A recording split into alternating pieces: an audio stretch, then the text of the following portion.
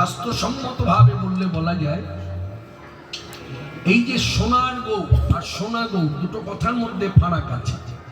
সোনার গৌ মানে ধাতু দিয়ে গড়া, সোনা ধাতু দিয়ে গড়া, তাই বলা হচ্ছে সোনার গৌ। আর সোনা গৌ আদরের টাকা।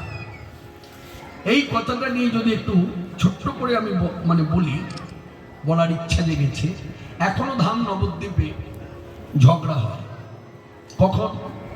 ধরুন আমি যেখান থেকে যাই না কেন, আমি কলকাতা থাকি বা বীরভূমে থাকি, যে জেলায় থাকি, সেখান থেকে ধাম পরিদর্শনে গেলাম।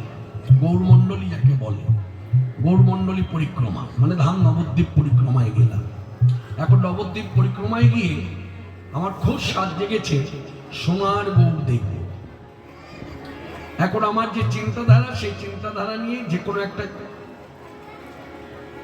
বাহনে চাপলাম।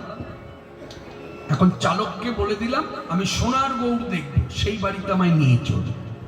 চালক কথা মতো বাড়ির কাছে আনলো, এনে বললেন এই দাঁড়ালাম, আপনি ভেতর থেকে দর্শন করে আসুন। এখন ভেতর থেকে দর্শন করে যখন বাইরে এলো, তখন এই বাকযুদ্ধ হচ্ছে দুজনের মধ্যে। বাকযুদ্ধের বিষয়টা কি? বলছে দাদা আপনাকে তো আমি ওঠার সময় বললাম যে আমি সোনার গৌরাঙ্গ বাড়ি যাব, ধাতু দিয়ে সোনার গৌর, সেই গৌর দেখতে যাব। আপনি আমাকে যেখানে এনে দাঁড় করালেন, বললেন ভেতরে গিয়ে দর্শন করুন। তা দর্শন করে এলাম। দর্শন করতে গিয়ে জানতে পারলাম সেবাইতের কাছ থেকে যে এটা দারু বিগ্রহ, মানে এক কথায় নিম কাঠ দিয়ে গড়া। তা আমি সোনার গৌরাঙ্গ দেখবো, সেখানে নিম কাঠের গৌর দেখবো কেন? তখন চালক বলছে শুনুন, এটা আপনার ভাবনার ভুল। আপনারা বাড়িতে ছোট ছোট ছেলে মেয়েদের ভালোবাসায় আদর করে ডাকেন না, সোনা সোনা বলে, সোনা ওই সোনা এই বলেন না? বলে হ্যাঁ বলি।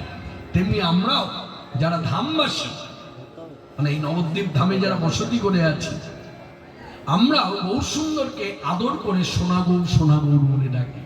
সোনা গৌর আপনাদের কাছে হয়ে গেল সোনার গৌর, মানে ধাতু দিয়ে গড়া গৌর না, ওটা আদরের ডাক।